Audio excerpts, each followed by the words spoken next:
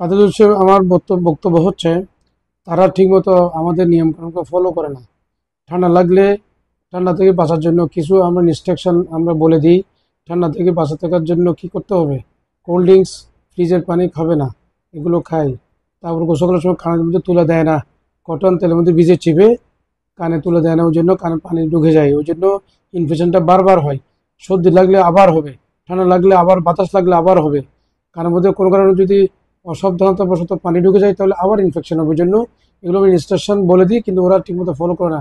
কুসুম করে মধ্যে গোসল করার জন্য বলি, এরা করে না।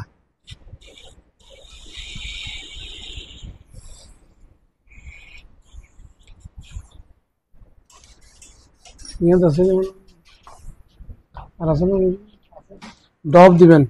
গতবার ডব ন দিয়ে আবার ডব দিয়ে পড়বো কিনলে আবার ফানি চলে এসছি, কি চলে এসছি ডুম্বানি বাড়ি কি করিব।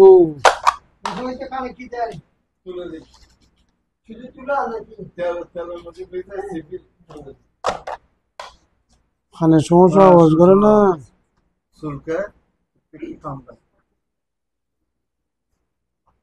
ব্যথা বেশি না।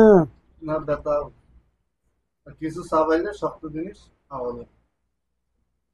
গোসলের নিয়ম আছে কিনা, বকই দিয়ে পড়বো, ডব দিবে, নিয়ম আছে কিনা। আমাদের অনেক দর্শক কিছু প্রশ্ন করেছে, ওনার মধ্যে রোগী কানে শুষো পড়ে এবং কানে পানি পড়ে, ড্রপ দিলে পানিটা ভালো হয়ে যায়, আবার কয়েকদিন পরে আবার পানি পড়ে, এমন কিছু প্রশ্ন করতেছে, তাদের উদ্দেশ্যে কিছু বলতে হবে। তাদের উদ্দেশ্যে আমার বক্তব্য হচ্ছে তারা ঠিকমতো আমাদের নিয়মকানুনকে ফলো করে না। ঠান্ডা লাগলে ঠান্ডা থেকে বাঁচার জন্য কিছু আমরা ইনস্ট্রাকশন আমরা বলে দিই। ঠান্ডা থেকে বাঁচা থাকার জন্য কি করতে হবে, কোল্ড ড্রিঙ্কস, ফ্রিজের পানি খাবে না, এগুলো খাই। তারপর গোসল করার সময় কানের মধ্যে তুলে দেয় না, কটন তেলের মধ্যে ভিজে চিপে কানে তুলে দেয় না, ওই জন্য কানে পানি ঢুকে যায়, ওই জন্য ইনফেকশনটা বারবার হয়। সর্দি লাগলে আবার হবে, ঠান্ডা লাগলে আবার, বাতাস লাগলে আবার হবে। কানের মধ্যে কোনো কারণে যদি অসাবধানতাবশত পানি ঢুকে যায় তাহলে আবার ইনফেকশন হবে। ওই জন্য এগুলো আমি ইনস্ট্রাকশন বলে দিই, কিন্তু ওরা ঠিকমতো ফলো করে না। কুসুম করে মধ্যে গোসল করার জন্য বলি, এরা করে না। আর কোল্ড ড্রিঙ্কস, তারপরে যেগুলো অ্যালার্জিক ফুডস হ্যাবিট যাদের আছে এগুলো ত্যাগ করতে হবে। এগুলো না করলে বারবার ইনফেকশন হতে থাকবে।